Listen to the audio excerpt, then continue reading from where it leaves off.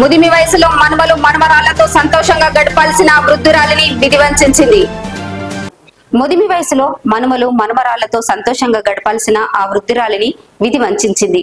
రక్తం పంచుకొని పుట్టిన బిడ్డలు ఉన్నా కూడా బుక్కెడు బువ్వ గుక్కెడు నీళ్ల కోసం ఆ తల్లి పరుల సాయం కోసం ఎదురు చూస్తుంది. ఎండకు ఎండుతూ వానకు తడుస్తూ అనాథగా మారిన ఆ వృద్ధురాలి జీవితం దినదినగండం నూరేళ్ల ఆయుష్గా మారింది. ఆ అభాగ్య జీవికి మానవతా హృదయంతో స్పందించి కొంతమంది అండగా నిలిచి గూడు కల్పించారు. చెందిన శ్రీరామ్ పోచాలు గట్టమ్మ దంపతులకు 4 సంతానంలో 2 కొడుకులు 2 కుమార్తెలు ఉన్నారు. అందరికీ పెళ్లిళ్లు అయిపోయి వారికి పిల్లలు కాగా ఎవరి సంతాన వారు బతుకుతున్నారు.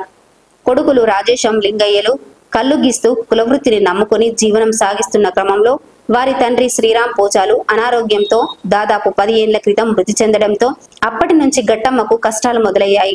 ఈ క్రమంలోనే ఆ కుటుంబానికి పెద్ద కొడుకుగా ఉన్న రాజేశం అనారోగ్యం బారిన పడి మృతి చెందాడు.